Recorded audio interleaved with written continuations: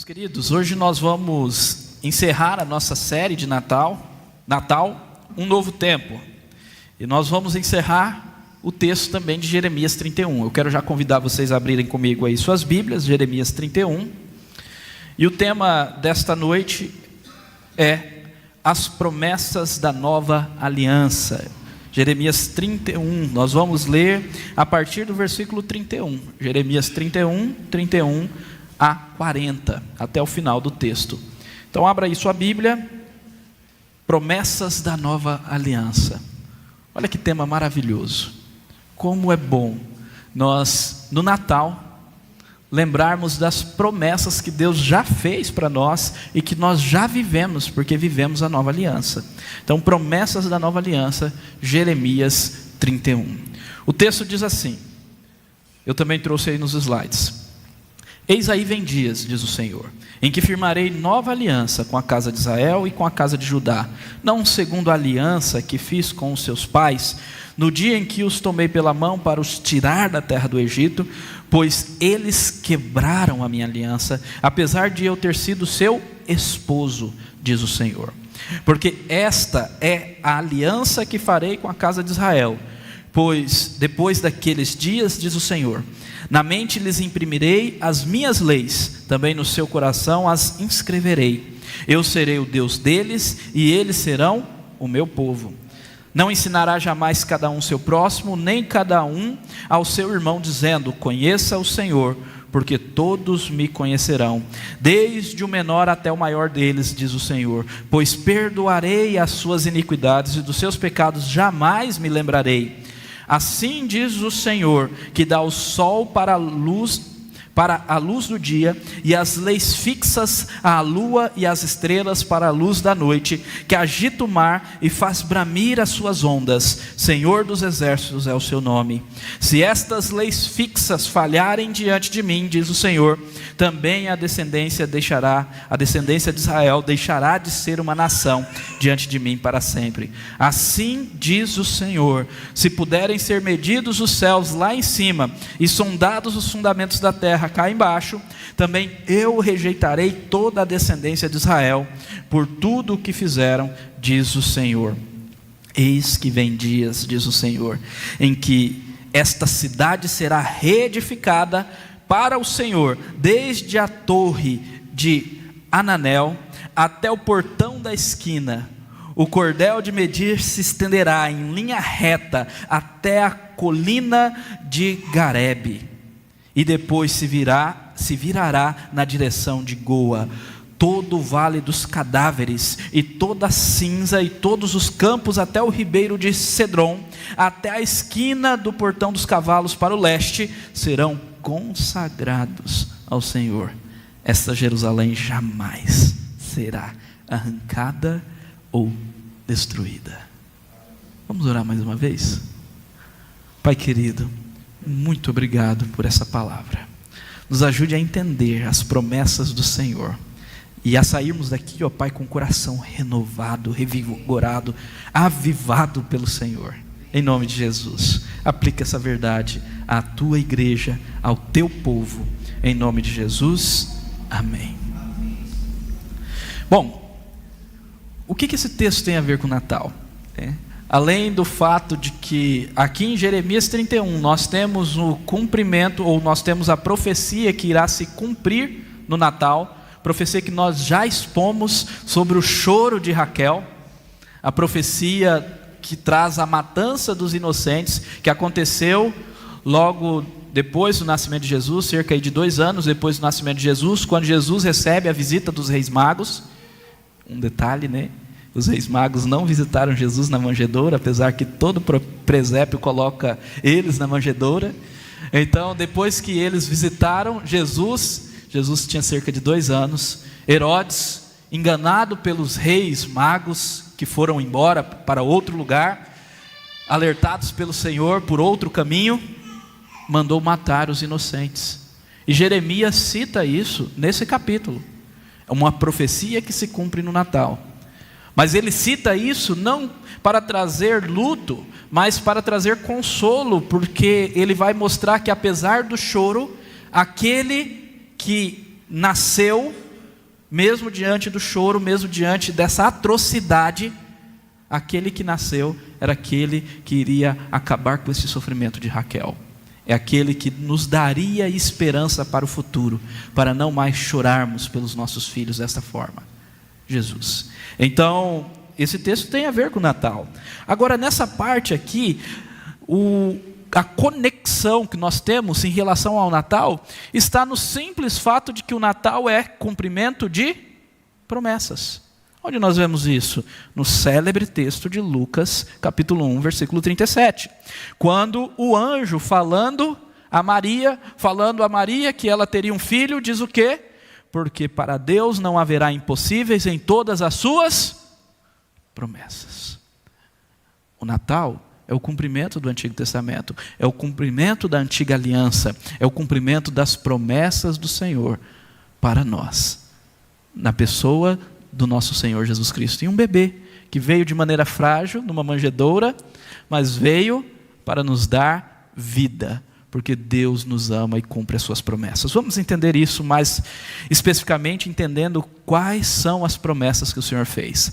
Agora vamos voltar um pouquinho ao contexto. Eu já falei isso aos irmãos, que Jeremias viveu o período da queda de Jerusalém pelo Império Babilônico. Então, tanto o reino do sul como o reino do norte caíram. O reino do norte, Israel, cuja capital era Samaria, caiu em tempos antes, caiu pelo Império Assírico, e agora então o reino do sul, cuja capital é Judá, caiu também pelo Império Babilônico, um dos impérios mais terríveis, mais violentos de toda a história. E Jeremias viveu esse período. E Jeremias não apenas viveu esse período, mas ele foi um dos remanescentes que ficaram vivos, porque 1/3 foi morto ao fio da espada, 1/3 foi levado cativo e 1/3 ficou nos escombros de Jerusalém. E Jeremias ficou nos escombros da cidade destruída, junto com outras pessoas ali. E até que esses judeus que ficaram ali tiveram a ideia ruim de fugirem para o Egito. Jeremias foi levado com eles, apesar dele profetizar para não fazer isso, e provavelmente ele morreu no Egito. Essa é a história de Jeremias. Se vocês lerem o livro de Lamentações, vocês vão ver o quanto a cidade de Jerusalém ficou destruída. Lamentações é isso. Lamentações são lamentações escritas pelo profeta para lamentar a destruição da cidade. Então lá tem, de maneira poética, a forma que ficou Jerusalém, que outrora era linda, e agora estava tudo derribado. O chamado profético de Jeremias foi esse. Isso é bastante interessante. O chamado profético de Jeremias, lá no capítulo 1, já previa que o povo não escutaria as suas repreensões e por isso seria destruído, por não escutar a voz de Deus. Olha só, o versículo 10, quando o Senhor diz a Jeremias: hoje te constituo sobre as nações e sobre os reinos.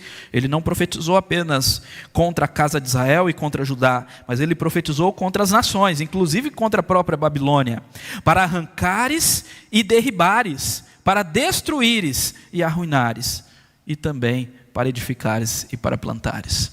Então o livro de Jeremias todo, nós vemos as profecias, as palavras de repreensão e as palavras de julgamento de Deus contra as nações, contra Judá. Mas nós também temos palavras de esperança. Jeremias 31 é isto. Então, o capítulo 31 traz uma palavra ou traz palavras de esperança, mesmo em meio à destruição e à realidade do cativeiro, apontando para a vinda de Jesus e para a instauração da nova aliança. Eu já falei que esse capítulo tem a ver com o Natal. Uma das profecias que aqui está se cumpre no Natal, não apenas uma. Hoje eu vou mostrar que todas se cumprem no Natal. Amém? Agora, deixa eu falar uma coisa muito importante. Está claro na leitura que nós vamos falar sobre a nova aliança. Agora, qual é a relação entre antiga e nova aliança? E o que é a aliança? Vamos entender um pouquinho. Aqui é uma aula de teologia da aliança, então preste bastante atenção.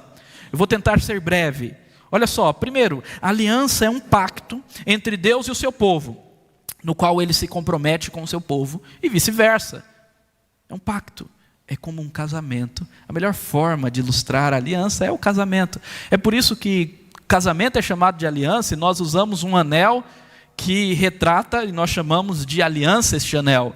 Deus mesmo fala nesse texto que ele havia desposado Jerusalém, ou seja, ele havia tomado o povo de Israel como um esposo.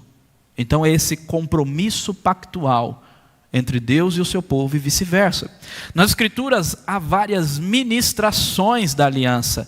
Nós cremos que existe uma única aliança, de começo a fim, mas com ministrações diferentes. Então a antiga aliança e a nova aliança é a mesma aliança. Há um elemento de continuidade, só que são ministrações diferentes. As ministrações são as seguintes: com Adão na criação e após a queda, com Noé, com Abraão, nós lemos aqui, no momento do batismo da Laura, com o povo de Israel no Sinai, que é citado aqui no texto, quando o povo de Israel no Sinai descumpre a aliança, quebra o pacto, com Davi, diante da promessa do rei que viria da sua descendência, e finalmente com Jesus Cristo. Finalmente por quê? E por isso que é chamado de nova aliança. Todas as outras ministrações é a antiga aliança, e a nova aliança é porque ela vem uma vez por todas. Outro detalhe importante é que após a queda, para firmar a aliança com o povo pecador, sempre é necessário o derramamento de sangue. O autor de Hebreus explora bastante isso, e lá no capítulo 9, versículo 22, ele diz: sem derramamento de sangue não há redenção, não há remissão de pecados. Então precisa ser o sangue derramado, porque como pecadores, a aliança sempre exige a morte, e nós sempre descumprimos a aliança, então alguém tem que morrer. No Antigo Testamento quem morria eram os animais, mas isso era insuficiente, claro. No Novo Testamento quem morre? Cristo Jesus. A mesma aliança, ministrações diferentes, a última, a nova, uma vez por todas. Outro problema advindo do pecado é este, que eu acabei de falar, que o homem sempre descumpre o seu compromisso pactual. Então, somente a fidelidade de Deus garante a continuidade da aliança e possibilita o relacionamento de Deus com o seu povo. Porque se depender de nós, já era. Já pensou? Se depender da nossa fidelidade, já era. Não tem aquela perguntinha? Posso ter certeza da salvação? Você já perguntou isso, né? Nós cremos que sim, podemos ter a certeza da salvação. Por quê? Porque é Deus que nos salva. Agora, se você acha que é você que se salva, pela sua possibilidade de ser bom, ser justo, então não tem como ter certeza, justamente por causa disso. Porque você sempre vai pecar, descumprir a aliança. E mais, se é você que se salva, é impossível se salvar, porque você nunca será bom o suficiente. É Deus que nos salva, e é Ele que garante a continuidade da aliança. Por isso, fez-se necessário uma última ministração da aliança, nova e final, firmada com um homem, o homem, fiel e perfeito. A nova aliança é firmada em Cristo e através dele. Ele cumpre os termos da aliança em nosso lugar e nos garante um relacionamento eterno com o Senhor. Vamos entender isso à medida que nós formos vendo as promessas, ok? Então, Cristo cumpre os termos da aliança em nosso lugar, e é por isso que nós temos garantia de um relacionamento eterno com o Senhor. Amém? Então vamos para as promessas, sem mais delongas, as promessas da nova aliança. A primeira promessa que nós temos aí é a promessa de restauração do pacto quebrado e o fim das separações. O versículo 31 diz: eis aí vem dias, diz o Senhor, em que firmarei nova aliança com a casa de Israel, com a casa de Judá, não segundo a aliança que fiz com seus pais, no dia em que os tomei pela mão, para os tirar da terra do Egito, pois eles quebraram a minha aliança, apesar de eu ter sido seu esposo, diz o Senhor. Observem que o problema aqui não é a antiga aliança. A antiga aliança não é problemática, não é defeituosa. O problema é o povo. É o povo que é pecador. Quem quebrou a aliança foi o povo. Deus firmou a aliança com o povo de Israel. Aqui Jeremias ele está fazendo um recorte do Antigo Testamento. Ele não está falando das ministrações com Abraão, não está falando da ministração com Noé, ou com Adão, ou com Davi. Ele está falando da ministração com o povo de Israel no Monte Sinai. E Deus então falou diretamente ao povo. Os 10 mandamentos foram pronunciados pelo Senhor diretamente ao povo. O Senhor diz: olha, eu já os tirei da terra do Egito, eu sou o Senhor, então não tenham outros deuses diante de mim. Observe que a redenção vem primeiro. Eu já os tirei da escravidão da terra do Egito. Eu já os libertei. A Páscoa já aconteceu. Então, não tenham outros deuses. E o que o povo de Israel fez? Vocês se lembram de Êxodo 32? O que narra? Moisés está lá, anotando, ou pegando com o Senhor os mandamentos. O Senhor escreveu os mandamentos com o seu próprio dedo, com a sua própria mão, as tábuas da lei. Moisés está lá com o Senhor. E o que o povo faz? Logo depois do Senhor dizer: não tenham outros deuses diante de mim, o povo ajunta ouro, dinheiro, prata, etc. Dá essas pedras, dá o ouro para Arão e fazem um bezerro de ouro para adorar. Deus acabou de dizer para eles, olha só como o coração é duro. Somos nós também, meus irmãos. Nós somos assim. Deus acaba de nos dizer. Nós escutamos o sermão, mas parece que entra no ouvido e sai no outro. Deus acabou de dizer: não tenham outros deuses diante de mim. O que o povo fez? Começou a adorar um bezerro de ouro. E olha o que Moisés faz. Logo que se aproximou do arraial, viu o bezerro e as danças, Moisés ficou muito irado. Arremessou as tábuas de pedra das suas mãos e quebrou-as ao pé do monte. Aqui nós temos exatamente o mesmo termo que aparece aqui em Jeremias. Pois eles quebraram a minha aliança. A lei quebrou, as tábuas quebraram. A aliança foi quebrada porque o povo não foi obediente. Olha só. Por isso que Deus, sendo rico em misericórdia, um Deus bondoso, ainda enviou o seu Filho para receber toda a maldição do pecado, para que nós pudéssemos ter um relacionamento. É isso que nós temos aqui, a restauração do pacto quebrado.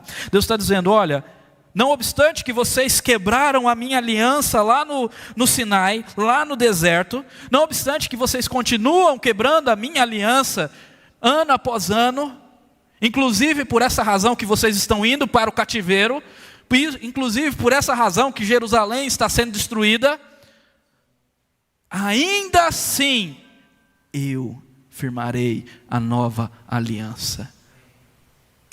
É Deus quem faz, parte do Senhor, porque Ele é fiel, porque Ele mantém esse relacionamento, mesmo que sejamos infiéis, Ele vai firmar a nova aliança. Agora, uma coisa que nos chama a atenção é que, como Ricken diz, se todo pecado é um ato de ruptura da aliança, então todo pecador é um transgressor. Nós somos. Toda vez que peca, você está sendo infiel em seu casamento com Deus. É por isso que o pecar é tão vulgar e degradante. Hoje há uma tendência de humanizar o pecado. Nem pode se falar mais pecado. Igrejas que pregam sobre pecado, arrependimento, estão esvaziadas para não ofender as pessoas, o psicológico das pessoas, o politicamente correto. Mas o pecado é uma ruptura da aliança. E toda vez que pecamos, isso é infidelidade à aliança. Por isso o pecado é tão vulgar, por isso é tão degradante. Mas eu quero chamar a atenção mais uma vez, que apesar do nosso pecado, o nosso Deus é gracioso, porque Ele diz: eu firmarei uma nova aliança. E mais, olha que coisa maravilhosa, Ele não apenas nos diz que Ele vai firmar uma nova aliança, mas Ele vai também restaurar aquilo que havia sido quebrado. Ele vai acabar com as separações, com os bairrismos entre o povo dele. Ele vai fazer um só povo. Ele diz: firmarei nova aliança com a casa de Israel, aqui é a forma de se mencionar o reino do norte, e com a casa de Judá. Um povo apenas, um povo junto. É isso que o Senhor faz. É isso que se cumpre quando Cristo Jesus, a caminho de Jerusalém, para ali em Samaria e conversa com aquela mulher samaritana e prega ali em Samaria para os samaritanos, e eles se convertem. Quem são os samaritanos? Exatamente aqueles que seriam os remanescentes da casa de Israel. E o Senhor então os atrai para si. Essa é a profecia de Jeremias 3, 17 a 18. Naquele tempo, Chamarão Jerusalém de trono do Senhor, nela se reunirão todas as nações em nome do Senhor, e já não andarão segundo a dureza do seu coração maligno.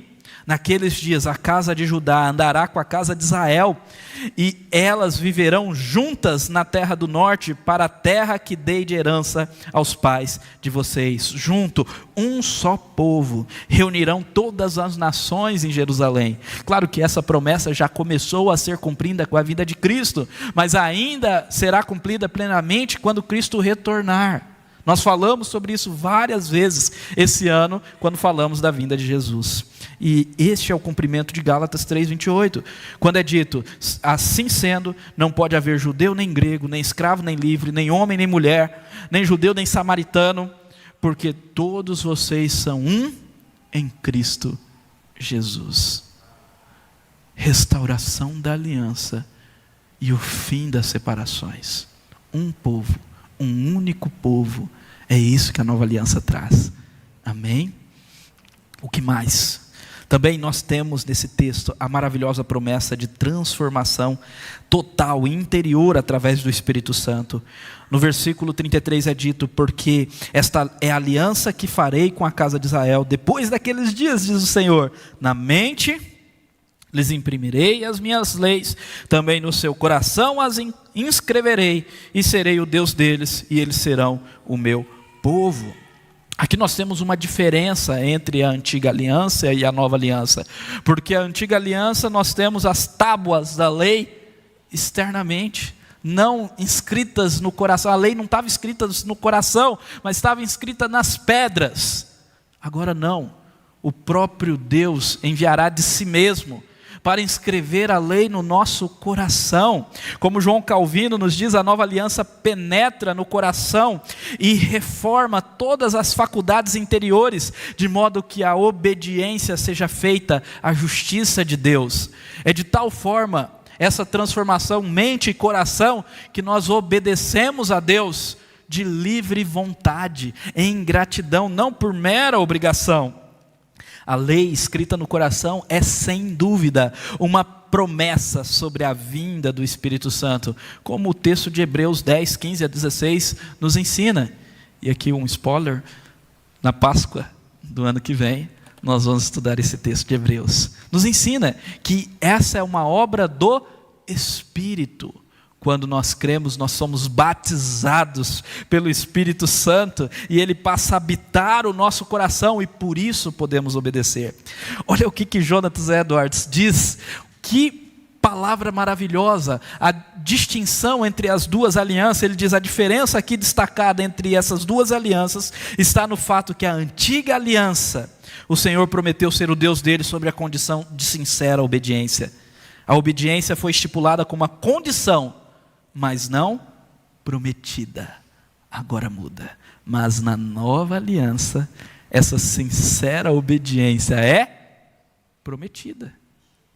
Deus não diz: me obedeçam para vocês continuarem em aliança comigo. Ele diz: eu vou fazer uma forma de vocês me obedecerem. Eu vou mudar o coração de vocês plenamente. Eu vou dar de mim mesmo a vocês, vou derramar o meu espírito para vocês me obedecerem. Ele está nos prometendo o privilégio de obedecer. Isso é uma dádiva, isso é uma promessa. Nós temos que literalmente tomar posse disso. Como Paulo diz, quando você está lá: não, mas não consigo obedecer a Deus, é tão difícil. Meu irmão, é uma promessa do Senhor e Ele é fiel. Você pode obedecer a Deus. E por quê, pastor? Porque o Espírito Santo habita o seu coração. Essa é uma promessa maravilhosa. O que mais? Nós temos pleno perdão. Na continuidade do texto, então nós temos versículo 34, que fala sobre o perdão.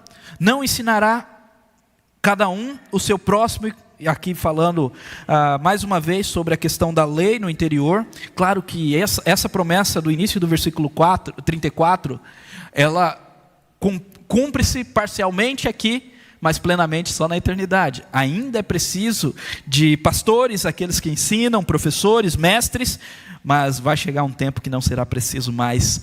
Nós não precisaremos mais evangelizar, porque todos terão plena comunhão com o Senhor na eternidade. E aí o finalzinho desse versículo é dito: pois perdoarei as iniquidades e dos seus pecados jamais lembrarei. O perdão dos pecados. Olha, mais uma coisa maravilhosa. O perdão pleno dos pecados. Na antiga aliança era necessário ano após ano oferecer sacrifício. Semana após semana o templo era uma verdadeira matança de animais. Os animais eram mortos para que os pecados fossem expiados. Na nova aliança isso não é mais necessário, porque o sacrifício perfeito, o Filho de Deus, o sangue dele foi vertido. E como Hebreus nos ensina mais uma vez por todas, é o sacrifício mais excelente, é o sacrifício perfeito. E por isso nós estamos aqui adorando, né? Estamos aqui louvando, oferecendo agora como sacrifício as nossas vidas, os nossos louvores, o nosso coração, o nosso culto racional. Quando você presta atenção na palavra, você está cultuando ao Senhor. Mas você não está aqui com um cordeiro, e eu não estou aqui num altar. Isso aqui é um púlpito, não é um altar. Eu não estou aqui num altar matando cordeiro. Já pensou? Não estou. Por quê? Porque Cristo foi o sacrifício perfeito. E Ele mesmo entende isso ao dizer em Lucas 22, 20. Desse mesmo modo, depois da ceia, pegou o cálice dizendo: este cálice é a nova aliança no meu sangue, derramado por vocês. Então só é possível o perdão das iniquidades e o perdão pleno, total, de maneira que Deus não se lembra mais. Claro que aqui é uma metáfora, porque Deus tudo conhece, mas o não se lembrar é não imputar mais culpa, nunca mais, não cobrar mais essa dívida que nós temos com Ele, nunca mais, somente porque o seu Filho pagou o preço total. É total. Não há condenação para aqueles que estão em Cristo Jesus. Amém? Pleno perdão dos pecados por meio do sangue de Jesus. O que mais? Nós também temos segurança no caráter indissolúvel e eterno da nova aliança. Os versículos 35 a 37 trazem à nossa memória as leis fixas da natureza. E o Senhor dizendo: assim como o Senhor dá o sol para a luz do dia, e as leis fixas a lua e as estrelas para a luz da noite, que agita o mar e faz bramir as ondas, Senhor dos exércitos é o seu nome. Se essas leis falharem diante de mim, diz o Senhor, também a descendência de Israel deixará de ser uma nação diante de mim para sempre. Ele está dizendo simplesmente o seguinte: assim como as leis fixas da natureza não falham, porque é Deus que garante que elas continuem aí, assim também Ele não vai rejeitar o seu povo. Claro que Israel, aqui a descendência de Israel somos nós.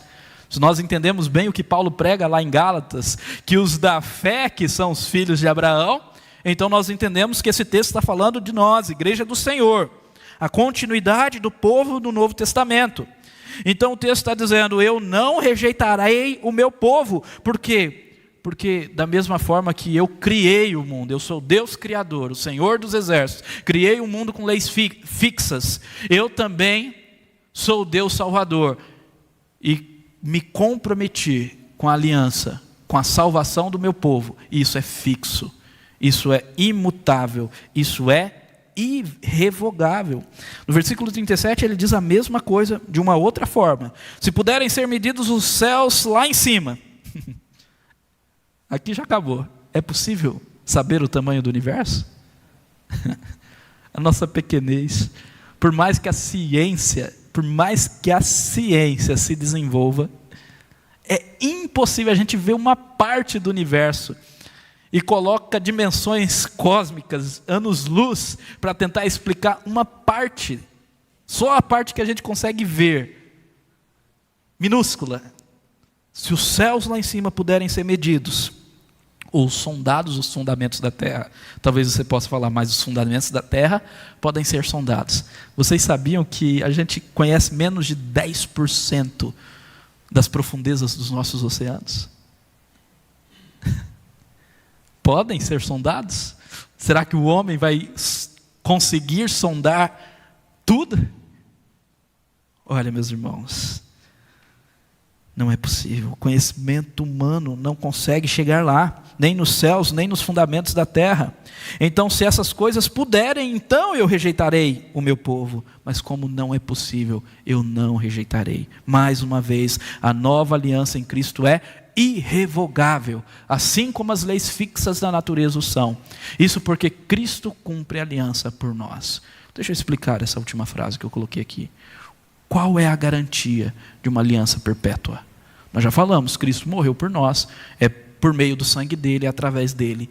Mas se vocês entenderam bem, a aliança, a antiga aliança, a aliança mosaica, foi firmada com o povo de Israel, e Deus deu uma condição para que este povo obedecesse ao Senhor, e deu as leis para que ele obedecesse. Correto? Agora a nova aliança é firmada com quem? Não mais com todo o povo, porque na condição de obediência, nós também descumpriremos. A mesma coisa que está sendo dita aqui do povo de Israel no Sinai, pode ser dito de nós. Nós quebramos a aliança todos os dias quando pecamos. Com quem que é firmada essa aliança? Deus Pai firma aliança com Deus Filho. E se compromete de salvar o seu povo. Ele é o mediador da aliança. Ele diz, eu vou cumprir cada compromisso, cada pacto, cada termo da aliança. Eu vou cumprir, e mais, eu vou receber a maldição do descumprimento que outrora aconteceu e do que ainda vai acontecer, para que o meu povo seja salvo. Então, meus irmãos, a nova aliança, ela é feita através de Cristo, em Cristo, por meio de Cristo e com Cristo. É Cristo que cumpre. Por isso que nós podemos ser salvos. E por isso que não é você que vai diante de Deus falar, Senhor, eu quero firmar aliança com o Senhor. Não é assim que funciona. Você vai a Cristo pela fé. A nova aliança só se recebe por meio de fé e não por meio de obras. Por quê? Porque é impossível. Já expliquei, nós vamos descumprir. Então Cristo cumpre a aliança por nós, por isso que é indissolúvel, por isso que é irrevogável, por isso que é perpétua, por isso que é eterna. Por quê? Porque não depende de nós, Cristo já cumpriu. Amém? Último ponto. O que mais? Última promessa aqui, na verdade não a última, mas a quinta que nós vamos ver, e depois nós vamos concluir com mais uma. Reedificação do povo e consagração integral ao Senhor. Os versículos 38 a 40 falam sobre a reedificação de Jerusalém. Eis que vem dias, diz o Senhor, que essa cidade será reedificada. Ele cita aqui a torre de Ananel, até o portão da esquina. Na época em que Jeremias foi reconstruir Jerusalém, ele começou a reconstrução dos muros exatamente nesta torre, seguindo aqui o que o profeta havia dito. Então o cumprimento físico, terreno disso daqui já aconteceu. De fato, Jerusalém foi reconstruída 70 anos depois do cativeiro, quando o povo de Israel retornou. E foi destruída depois de Jesus ressuscitar, cerca aí de 40 anos depois de Jesus, 70 anos depois de Cristo, foi destruída. E os judeus só voltaram para Jerusalém no século 20. Nós só conhecemos a história. Mas enfim, então Jerusalém realmente foi reedificada e o cumprimento em Neemias, Esdras, nós já temos. Agora, outra coisa esse texto está prometendo. Não é só isso. Se vocês continuarem, vocês vão ver, versículo 40, todo o vale dos cadáveres, e toda a cinza, e todos os campos, até o ribeiro de Cedron, até a esquina do portão dos cavalos para o leste, serão consagrados ao Senhor. Esta Jerusalém jamais será arrancada, então não é a Jerusalém que foi reconstruída com Neemias, porque ela foi destruída em 70 depois de Cristo. Que Jerusalém é essa? Existe um cumprimento espiritual. O vale dos cadáveres aqui era o local onde o povo rebelde, idólatra, distante do Senhor, pecador, oferecia os seus filhos como sacrifício a Baal. Esse era o vale dos cadáveres. E o texto está dizendo que até esse local onde havia essa abominação idólatra de sacrifício de crianças seria consagrado ao Senhor. Está falando sobre o quê? Sobre o terreno, sobre o físico? Ou uma realidade espiritual? É tão maravilhoso o entendimento de que Jerusalém, essa expressão Jerusalém, representa, simboliza o povo de Deus eterno. E nós aprendemos isso quando estudamos Apocalipse, porque o que nós temos, a noiva do Cordeiro que desce do céu adornada para as bodas do Cordeiro é quem? Jerusalém. Jerusalém celestial. Apocalipse 21 e 22. Então, reedificação do povo e consagração integral ao Senhor, mas não necessariamente no tempo e no espaço, aqui no período de Neemias, apesar de que, sim, uma prévia daquilo que viria, mas depois de Cristo somos nós, o povo, a Jerusalém celestial que está sendo construída, e ainda continua sendo construída, porque muitos ainda virão de todas as nações, muitos se converterão aqui no Negrão de Lima, muitas vidas serão batizadas aqui. Vocês aprenderam que não é altar, né? Aqui, diante da igreja, não no altar, né? A gente não está oferecendo cordeiro aqui não. Aqui, muitos serão batizados. É essa Jerusalém que está em construção. E diante disso, nós temos a última promessa, que nós vamos concluir com ela e depois aplicar. Nós temos a maravilhosa promessa de pertencer a Deus numa relação amorosa mútua para sempre. Eu pulei aqui, não sei se você percebeu, mas logo depois que ele diz: na mente lhes imprimirei minhas leis, também no coração escreverei, eu serei o Deus deles, e eles serão o meu povo. Deus deles e meu povo. Pertencimento. Nós somos de Deus. Onde isso se cumpre? Vocês conhecem o texto de 2 Pedro 2,9? O que diz lá? Lá é dito o seguinte, ou melhor, 1 Pedro 2,9. Lá é dito o seguinte: vós sois raça eleita, nação santa, povo de propriedade exclusiva de Deus, a fim de proclamar as virtudes daquele que vos chamou das trevas para a sua maravilhosa luz. Eu serei o Deus deles e eles serão o meu povo. Pertencer a Deus em uma relação mútua de amor. É exatamente isso que se cumpre em Apocalipse 21:3. Nós estudamos esse texto e eu cito ele em quase todos os sermões, ou quase todo o final de série. Eis o tabernáculo, a morada de Deus com os homens. Deus habitará com eles. Eles serão povos de Deus. E Deus mesmo estará com eles, o Deus deles. Deus conosco é Emanuel. Aí vamos finalizar no simples entendimento. O que esse texto tem a ver com o Natal? Todas essas promessas se cumprem aqui. Eis que a Virgem conceberá e dará à luz um filho, e ele será chamado pelo nome Emanuel, que quer dizer Deus conosco. A maravilhosa promessa de pertencer a Deus numa relação amorosa, mútua para sempre, se cumpre. E a partir daí continua se cumprindo até o retorno de Jesus no Natal. Eis que a Virgem dará à luz a um filho e será chamado Emanuel, Deus conosco. Eu serei o Deus deles e eles serão o meu povo. Nós somos povo de Deus e Deus é nosso Deus. Amém? Como praticar? Se ficou claro para os irmãos, é Deus que faz tudo isso. Os verbos aqui deixam muito claro: firmarei nova aliança. Ele diz, e mais ele vai colocar: imprimirei no coração deles as minhas leis, na mente deles as minhas leis. Eu faço o sol nascer. Eu, Senhor, faço isso. O Senhor deixa claro que é Ele que está fazendo. Não somos nós. Não é você que vai firmar aliança com Deus. É Deus que firma aliança contigo, através de Jesus. Então o que fazer? Crer. A primeira coisa é crer. Nós precisamos crer. Nós podemos fazer parte do povo da aliança pela fé. E crer é se entregar totalmente ao Senhor, já expliquei isso.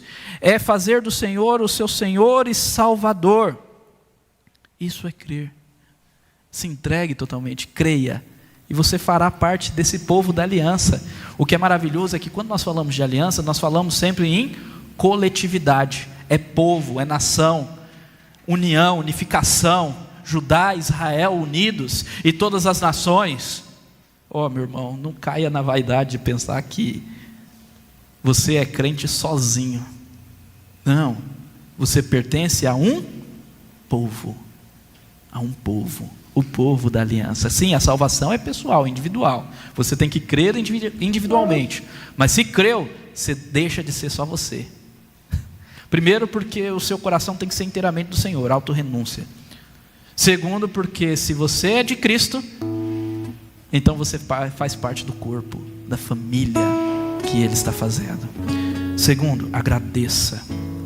Se você creu verdadeiramente, agradeça. Agradeça por cada uma dessas promessas que já se cumpriram e estão se cumprindo na sua vida, em nome de Jesus. A gratidão deve nos levar a adorar ao Senhor. Adorar é você desfrutar de tudo isso, dessa maravilhosa graça dEle. É você contemplar e ser saciado por isso. E é você prestar louvores com a sua boca em forma de gratidão. É você conseguir contemplar a grandeza de tudo. Você consegue ver o quão é maravilhoso cada uma dessas promessas, o quão são maravilhosas essas promessas. Então adore ao Senhor. É tão difícil a gente contemplar nessa era dos espelhos mágicos, que os homens não conseguem ver nada além de si mesmos. Olhe além, contemple. Agora, uma coisa maravilhosa da aliança, talvez se você conseguiu compreender, é que a aliança nos faz pertencer. Nós somos de Deus, nós pertencemos a Ele. E já falei isso, mas repito, nós pertencemos ao povo dele. Por isso que o selo da aliança no Novo Testamento é o quê? Batismo. E por que nós batizamos? Nós batizamos para poder frequentar uma igreja, gozar de todos os privilégios da igreja, ser um membro na igreja local. O batismo, ele é a expressão da nossa fé. O batismo é o selo da aliança visível. Se você recebeu o batismo pelo derramamento da água, com certeza o Espírito Santo, ou pelo menos deveria ser assim, o Espírito Santo já habita o seu coração. Você já foi batizado pelo Espírito. Agora, ninguém que foi batizado com o Espírito quer viver só, sem congregar, sem pertencer.